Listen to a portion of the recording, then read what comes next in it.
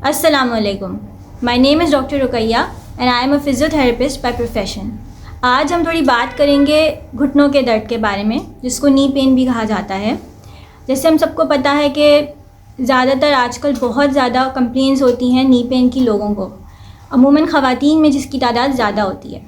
यूँ तो बहुत वजूहात हैं घुटनों की दर्द की, लेकिन सबसे ज़्यादा जो आजकल कॉमन होती है वो है नी ऑस्टियोआर्थराइटिस।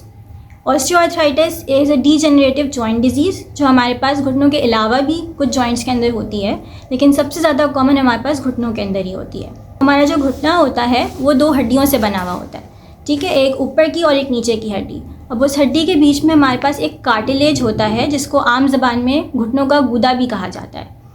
अब हमारे पास वक्त के साथ साथ जैसे उम्र बढ़ती जाती है और हमारे पास हाई इम्पैक्ट एक्टिविटीज़ जैसे जैसे लोग करते जाते हैं, तो हमारे पास जो गूदा होता है, कार्टिलेज होता है, वो ब्रेक डाउन होना शुरू हो जाता है, जिसकी वजह से क्या होता है कि हड्डियाँ आपस में क्लोज आना शुरू हो जाती हैं और हमारे पास नी पेन स्टार्ट होना शुरू हो जाता है।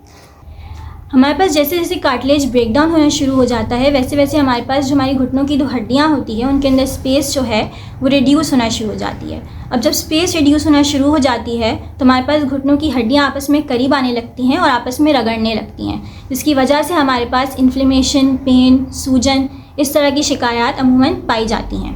हमारे पास ऑस्टियोआर्थराइटिस की 4 अलामात हैं। सबसे पहले तो घुटने का दर्द, उसके अलावा सूजन। हमारे पास घुटना जो होता है वो सूज जाता है अच्छा खासा, जो लेटर स्टेजेस आती हैं उनके अंदर। शुरू के अंदर ये अलामत वाज़ेह नहीं होती। उसके अलावा हमारे पास जो है घुटना स्टिफ हो जाता है, जकड़ जाता है, जकड़न महसूस होती है हमारे पास घुटने के अंदर। हमारा घुटना जो है वो मुड़ता बहुत मुश्किल से है। ऑस्टियोआर्थराइटिस के हमारे पास 4 ग्रेड्स होते हैं।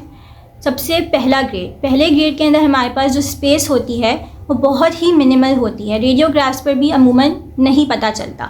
सेकंड ग्रेड के अंदर हमारे पास स्पेस ज़्यादा रिड्यूस होना शुरू हो जाती है और हमारे पास बोनी लम्प्स फॉर्म होना शुरू हो जाते हैं, जिसको ऑस्टियोफाइट्स भी कहा जाता है।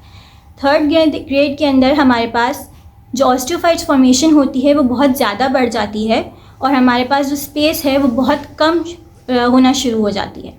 और जो चौथा ग्रेड है वो बहुत ही सिवियर ग्रेड होता है, जिसमें अमूमन ऑपरेशन की ही ज़रूरत पड़ती है।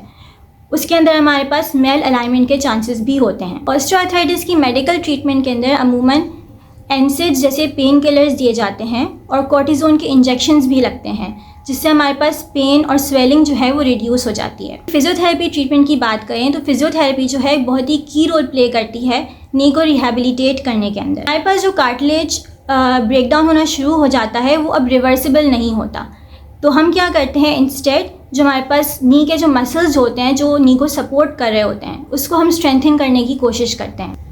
मेन मसल ग्रुप्स जो हमारे पास होते हैं वो है फ्रंट थाई के, जिसको हम क्वाड्रिसेप ग्रुप ऑफ मसल्स भी कहते हैं, और बैक थाई के, जिसको हम हैमस्ट्रिंग ग्रुप ऑफ मसल्स भी कहते हैं। इसके अलावा भी हमारे पास बहुत सारे ग्रुप ऑफ मसल्स होते हैं जैसे इनर थाई के और आउटर थाई के। इन सब को हम मिलाकर कलेक्टिवली स्ट्रेंथन करने की कोशिश करते हैं। एक्सरसाइज हमारे पास बेसिक और मेन पार्ट होता है फिजियोथेरेपी ट्रीटमेंट का, लेकिन हमारे पास कुछ एलिमेंट्स ऐसे भी होते हैं जो उस ट्रीटमेंट को और फैसिलिटेट करते हैं। सबसे पहला जो एलिमेंट होता है वो हमारे पास है आइस पैक। आइस पैक हम लोग इसको क्रायोथेरेपी भी कहते हैं। वो हमारे पास बेसिकली होता है स्वेलिंग को, पेन को, इन्फ्लेमेशन को रिड्यूस करने के लिए। और जब हमारे पास स्वेलिंग नहीं होती तो instead of a cold pack हम हॉट पैक का इस्तेमाल करते हैं to reduce pain and stiffness in the knee joint. इसके अलावा हम पेशेंट्स को रेकमेंड करते हैं कि वो नी बैंड पहने, खासकर जब वो एक्टिविटीज़ कर रहे हो अपनी डेली लिविंग की, और बाहर अगर उनको घर से जाना हो कोई एक्टिविटी करने तो वो नी बैंड्स का इस्तेमाल करें, लेकिन नी बैंड्स सोते वक्त और रेस्ट करते वक्त उतार दें। कुछ मशीन्स भी हमारे पास इस्तेमाल करते हैं हम, जैसे cycle ergometer, treadmill, quadriceps drill. उसके अलावा भी कुछ मशीन्स होती हैं जो हम यूज़ करते हैं, लेकिन वो हमारे पास लेटर स्टेजेस के अंदर, अर्ली स्टेजेस में हम मशीन्स का इस्तेमाल नहीं करते, सिर्फ बेसिक एक्सरसाइजेस पर ध्यान दिया जाता है। उसके अलावा कुछ इलेक्ट्रोथेरेप्यूटिक एजेंट्स भी होते हैं हमारे पास, जैसे कि टेंस और अल्ट्रासाउंड, जिनका इस्तेमाल करके हम नी को फर्दर रिहेबिलिटेट कर सकते हैं by reducing the pain and swelling. कुछ ख़ास एहतियातें जो हम इस बीमारी के अंदर बताते हैं पेशेंट्स को, वो है कि वो ज़्यादा देर तक खड़े ना रहें, प्रोलॉन्ग स्टैंडिंग ना करें, लिमिटेड वॉक करें और इवन सर्फेसिस के ऊपर वॉक करें।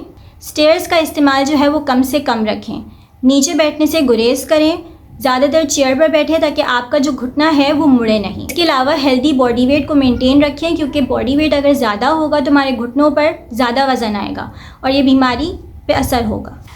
आई होप कि ये वीडियो नी ओए पेशेंट्स के लिए यूज़फुल साबित होगी एंड जो पेशेंट्स नहीं हैं उनके लिए भी कारगर साबित होगी, क्योंकि जो एडवाइसेस मैंने बताए हैं, जो एहतियातें मैंने बताई हैं, वो नी ओए को प्रिवेंट करने के लिए बहुत ज़रूरी है। अगर आपको कोई भी क्वेश्चंस वगैरह हो तो प्लीज़ इस चैनल के इनबॉक्स के अंदर ड्रॉप कर दीजिएगा। आई मेक श्योर कि मैं एज सून रिप्लाई कर सकूँ सब क्वेश्चंस को।